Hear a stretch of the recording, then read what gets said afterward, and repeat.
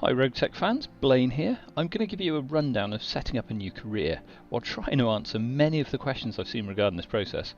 We're not quite at the stage with mechs and tanks and all things exploding, but it's getting close. As with my install options video, if there's one part you want to understand, skip forward to find it. Any websites I refer to, I'll be linking within the comments below the video. Part 1 will cover the new game difficulty settings, Part 2 will cover the character summary. After loading up RogueTech, you're brought to this screen. Couple of things. If you don't see installed next to one of the X packs at the top left, make certain you don't include content for any not installed when you make the install choices. If you try and run RogueTech modules that need one and you don't own it, don't expect it to work. The skirmish button here is seriously broken in RogueTech. It's not supported, don't use it, it will take a real long time to load up. Anyway, more important stuff now. Starting a new career. Clicking on career will give you the new, load and continue buttons. Let's hit new and see how setting up a career works. New game difficulty settings is the first window you'll see. These are all in-game settings that will affect your gameplay, from C-bills to salvage, from pilots surviving to getting blown to pieces. Just a note here, this video is for current game settings we were using during season 2.5. There may well be changes with the release of the save break, and if or when they do, I'll update the tutorial to cover the changes. For now, you see a difficulty rating on the left side of the screen. This impacts how effective your lance will be at generating influence during wars for your allied faction. The difficulty rating here is combined with the options you made during the install. Jamie has covered this in minute detail over at Rogue War, so I won't repeat it. Now to the settings. There are two sections here. The top group of 8 with the orange box around are fixed for your entire career, so choose wisely. The second group below these can be modified and changed at any point during your career. Word of warning though, if you change difficulty settings up or down mid-career, it will take many missions before your operational difficulty modifier actually fully adjusts to the new settings. While you may think it's a great idea to go easy early on, if you do, when you start wanting to gain influence and ramp up your difficulty, it could well take hundreds of missions to finally settle down and give you the full influence generation you want. The settings themselves can be split into two types. Those that affect your career right at the start, and those that affect it throughout your campaign. Let's begin with the three that only directly affect your initial start, although they do have a significant and permanent impact on your career difficulty score. So as for starting options, the first one we're going to look at is starting money. Pretty obvious what this does. You can opt to start it with as little as 1.8 million or as much as 6.58 million. You also lose 1% of the cost of the starting cost of your lance. So as far as the reduction goes, some company starts give you much more valuable mechs than others, so be aware of that when picking your starting money. You might find that 1.8 million disappears before you've even started to use it. The biggest impact here though is your difficulty rating goes from 0.05 at 1.8 million to minus 0.15 at 6.58 million. This is a permanent hit on your rating, so if you can afford to, take fewer starting bills. The second option that we need to look at is commander experience points. This is literally how many points your commander starts with. Having more at the start will enable you to give your commander better skills ready for the first mission. However, it will also permanently impact your difficulty. If you enable Ronin pilots, which we'll get to in a minute, you generally won't use your commander for long because most Ronins are just better. So this might give you a short-term boost, but it'll be a long-term hit on your company's ability to perform. With the starting experience of just 1,750, you get a permanent boost of 0.2 to your difficulty, but that drops all the way to minus 0.2 if you take the maximum experience points of 10,000 at the start. If you're new to RogueTech, getting those points will greatly soften the dive into the deep end when you start. If you're looking for influence potential, then go for as few as you can. The third option that makes a difference from the start is company type. While this can be changed during your career, it makes no difference to change it once you've started. What this is a list of 44 different faction starts. One point of confusion I've seen is many players assume that this will restrict who you can ally with during your campaign. It won't. The choice, depending on faction, has up to 3 initial effects. Firstly, it determines where on the map you start. It will always be the same location for a given faction pick. Next, it will give you some initial standing, either increases or decreases with one or more factions. Say you pick Marek, you will start with plus 50 reputation for that faction. If you pick generic clans, you'll get plus 20 reputation with each clan. The third effect from this pick is to determine your initial starting units. There's far too many to cover here, but the RogueTech wiki has a full list of starting factions, the systems you start on, the reputation impacts, and which tables you roll on and how many rolls per table to determine your start. I'll link this page at the bottom of the video so that you can go straight to the wiki to have a look through it. It's well worth going over it in a lot of detail and thought, because this pick can have a huge impact in how hard your initial progress is going to be. That's the starting picks covered, so let's move on to your fixed options. These, as I said, were the 8 different options within this box. Obviously we've covered starting money and commander experience, so let's move on. The first one is parts for mech assembly. This has 2 effects. Firstly, it determines how many salvage parts you will need to reconstruct a mech, vehicle or battle mech. It also changes the number of salvageable parts from a single unit during a mission. If you pick 3 parts, for example, that a given unit that you face will potentially provide 1 to 3 pieces of salvage. Pick 8, the same unit will provide 1 to 8. If you headshot it, it will always be the maximum, because as long as you're not damaging any of the other components. Obviously, the more you pick, the harder it will be to reconstruct your units. However, it does affect your permanent difficulty, ranging from minus 0.2 for 3 pieces up to plus 0.15 for 8. The majority of players seem to opt for somewhere between 3 to 5 parts. The next option you got is Ronin higher chance. Really, this is a simple question. Do you want Ronin? Yes or no? And do you want those Ronin now, damn it, now? Or are you happy to wait for a little while to get them? I cannot understate how good some Ronin are.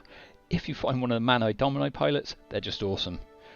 So if you decide to forego Ronin, you get a huge plus 0.5 difficulty impact, which then swings all the way to minus 0.1 if you pick 100%.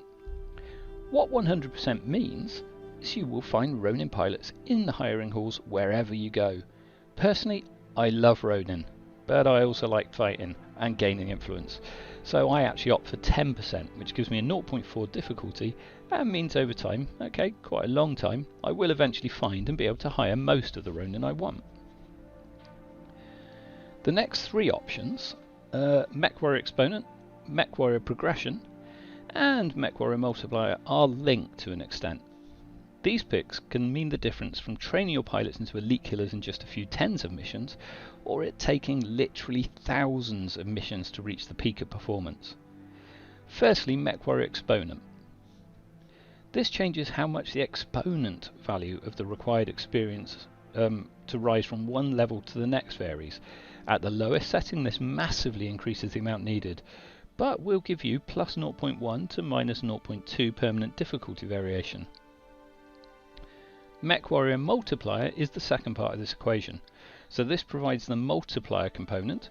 This too will give you between 0.1 plus 0.1 and minus 0.2 difficulty, but I cannot understate how massively these two can have the potential to affect the speed of your company progression. You might want the full difficulty benefit, but this could mean it will require thousands of missions before you're ready to use it. Pick carefully. The third option is Mech Warrior Progression. This directly affects the experience gained per mission, varying from plus 0.2 to minus 0.2 difficulty. At its lowest setting, your pilots will gain very little experience per mission.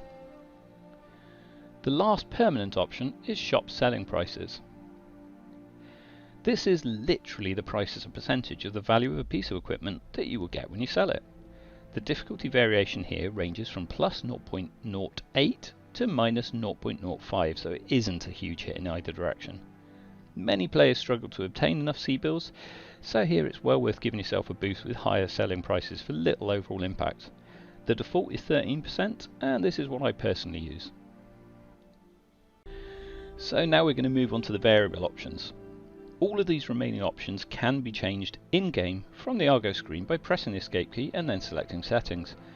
As I said at the start though, any changes you make in-game take a long time to gradually swing to the adjusted difficulty settings, so don't think you can alter these and immediately generate more influence. So the first one to look at is friendly fire. This gives you a few options of which things can be hit by shots that go astray. This option will have a big difficulty impact. With all friendly fire enabled, yes, I've had my own allies core a unit before, you get plus 0.5 difficulty. The other options you have here are to restrict friendly fire so only enemies and neutral units can be hit, to restrict it so only enemies can be hit by stray shots, or to restrict it so only buildings can be hit by stray shots. Alternatively, you can disable it entirely. But if you do that, you will take a massive hit of minus 0.9 to your difficulty rating. Avoiding friendly fire is really just good positioning. Honestly, I think everyone should use all friendly fire. But the options are there if you want to pick them. Just don't expect to generate much influence later on. Right, mech recovery chances next. It's very simple. It's the percentage chance that you will recover in full any mechs you've lost after a mission. Vehicles are slightly different and have a variable plus or minus 25% chance based on the number that you've picked here. The difficulty modifier here is fairly small, at only plus 0.05 to minus 0.05, so save yourself some heartache over losing your mech and set it reasonably high, or even 100%. Contract difficulty variance is literally how variable contracts will be within the system you're in. If, for example, you land in a 6 difficulty system, so 3 green skulls, this option will allow missions to vary from 0 to 5 difficulty. So potentially you could have a mission as low as difficulty 1, so half a green skull, all the way up to difficulty 11, half an orange skull. There's little effect on your difficulty score, ranging from just plus 0.02 to minus 0.03. Picking higher variance will mean you have access to easier and harder missions. It can particularly be useful early on, while your pilots are training to have easier Op 4s to fight against. Okay, contract payments. This directly affects the amount of C-bills you're offered during a contract. Most players tend to rely more on salvage than payments to generate their income. This will have a plus 0.15 to minus 0.1 impact on your difficulty. Salvage is the next one. Like contracts payments, it affects how much potential salvage picks you're able to take from a mission. It has a big impact on difficulty though, ranging from plus 0.5 to minus 0.5. But it also has a big impact on your income.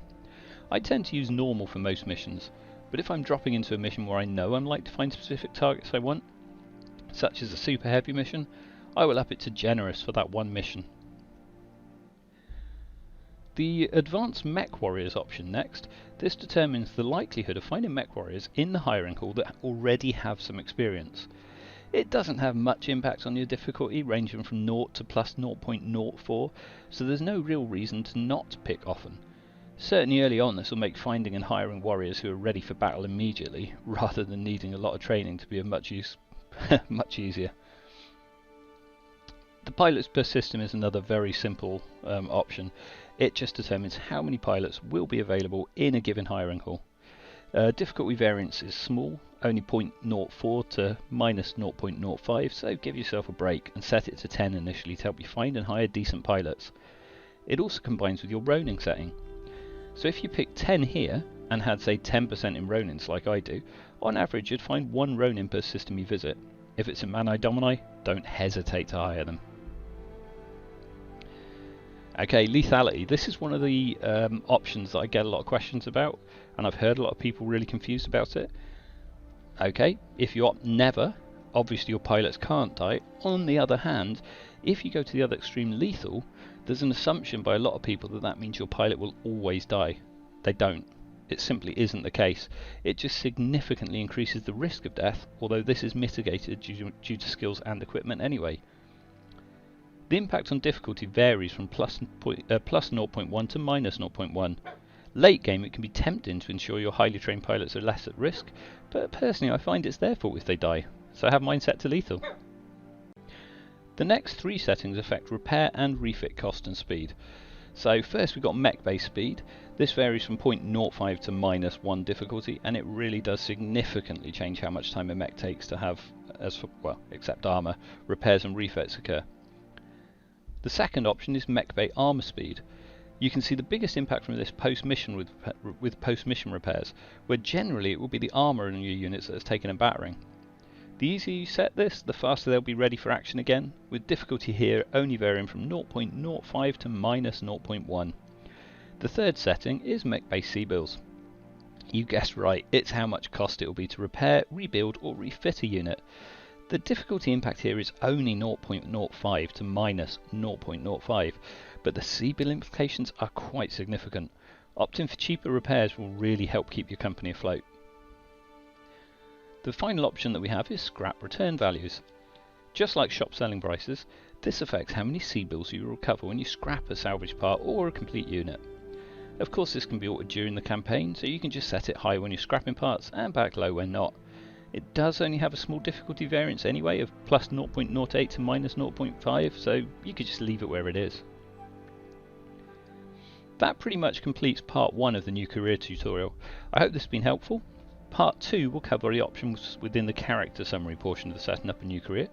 Please like, sub, etc. if you think this has been of good use, and good hunting all!